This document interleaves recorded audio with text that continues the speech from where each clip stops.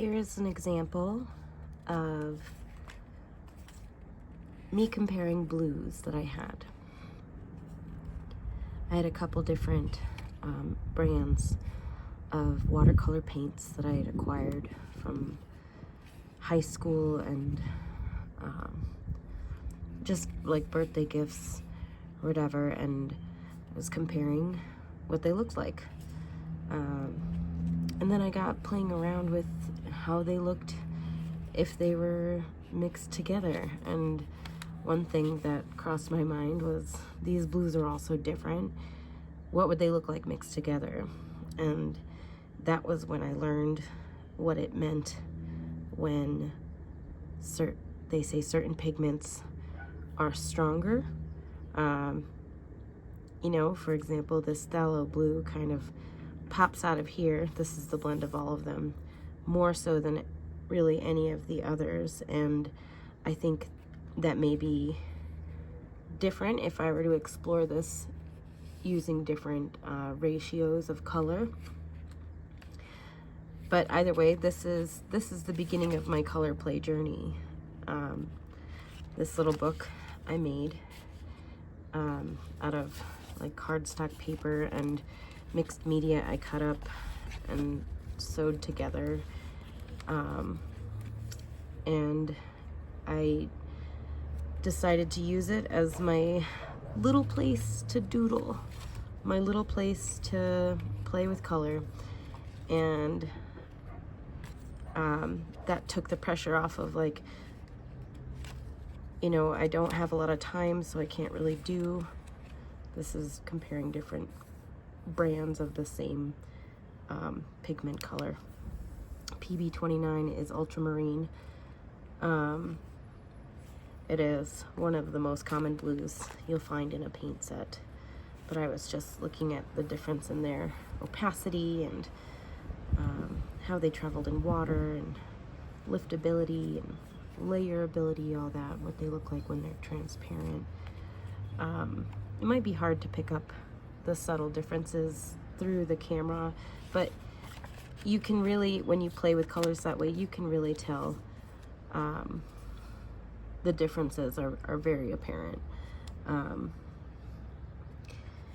So yeah, this is my first color play book, and when I finished it, it also became the first sketchbook I ever finished, which was an incredible accomplishment for me. I've never officially finished a sketchbook, though I think the closest I've come is like 3 pages to the end of one, and I just never considered it finished because I didn't technically finish it. So I guess this could be my second, but I'm gonna count it as my first. And yeah, and that's what took me like really excited and motivated into the journey, like the adventure of watercolor color play. Pigments, where do they come from? Why are they different?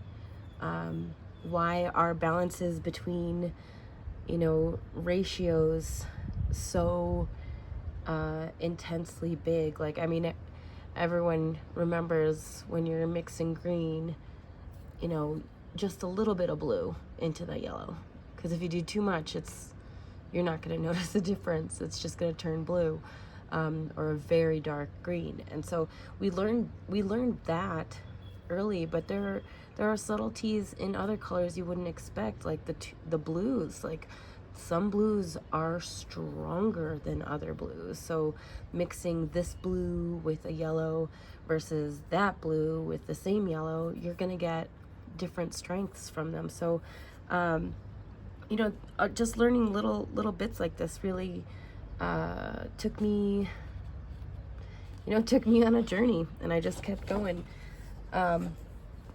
This is an example of what it looks like to really dive deep into color theory in the respect of like warm versus cool mixes. So we have, you know, orange at the top, 3 different orange. I had 3 different greens, 3 different purples. This is what they look like as themselves. This row shows you what this looks like, orange in each of these colors mixed with a green. This shows you green mixed with an orange. This is orange mixed with a purple. This is purple mixed with an orange. Here we have purple mixed with a green and green mixed with a purple. So you can see the different color range you can get from, you know, just those colors. And I did this because I was truly playing with color by mixing paints that I had and not really doing it with any know-how at all, just doing it and then being like, okay, what did I make? You know, I wound up with these 3 different purples, greens, and oranges. And so I did this chart, and then I went through and picked my favorite combos. I picked which ones, if I were to pick a set of 1 orange, 1 purple, 1 green, which ones would mix the best combinations. And that's how I determined it was this set, and this set. All of which have since been turned into gifts for loved ones. But like this was so much fun for me to do as an artist. This was thrilling. You know, it's hard to explain if you don't understand the joy you get from painting or creating art. But if you're like me and you're sensory oriented in terms of like color and texture and visual experience of the color, like there's so much movement here. There's so much discovery and secrets of how the color moves and separates, and it's just so joyous for me. So this was kind of where I started really getting more technical in my color play. So I watched a ton of YouTube vloggers, artists talk to me about color, and I will gladly share a list of all the people that I enjoy watching. But I went through and I picked my colors, the different ones that I had, and I tested them based on what I saw was the technical way of really testing out the capacity of your pigment, which is, you know, what's the opacity strength? You know, what does it look like really thick? What does it look like watered down? What does it look like when you put dry on dry, wet on wet? You know, here is a gradient using thick paint at the end and like rinsing off the brush and kind of pulling it down, like, you know, in a wash. And then the next row is me testing out the layering depth you get when you go down sheer and you go down a little again and again, the same opacity, to see what it looks like as it stacks up, you know.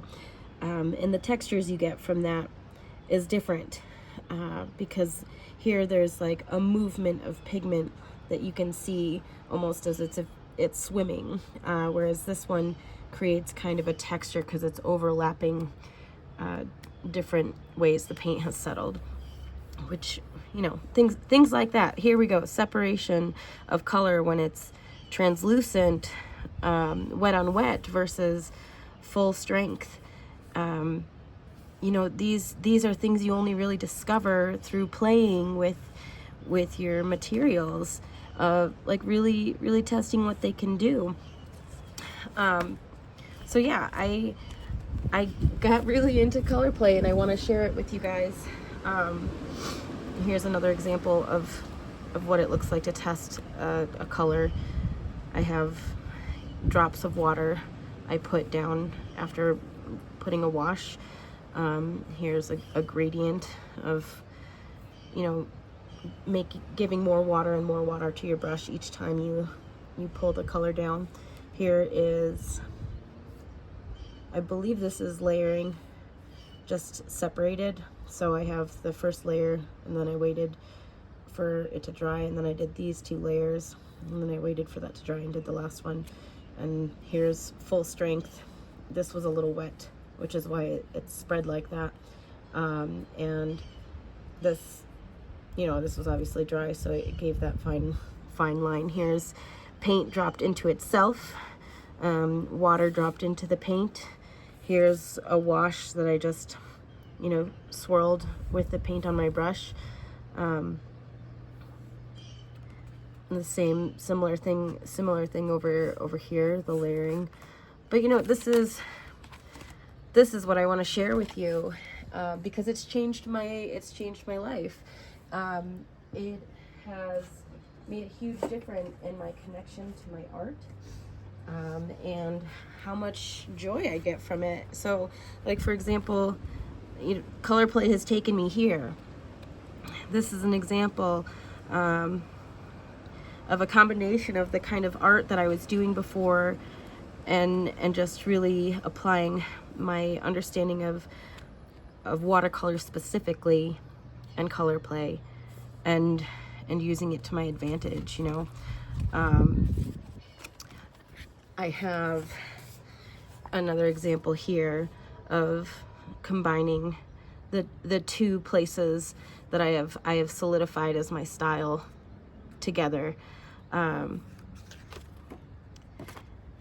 It's just so much fun, and you come out with such beautiful artwork because you can tell the color is harmonious with itself, and you know, it's just pretty great.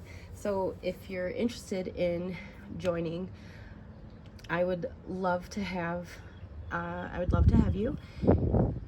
Please send me a message, follow my page. I'll be announcing, you know, when I'm free to do them, and I hope to see you there.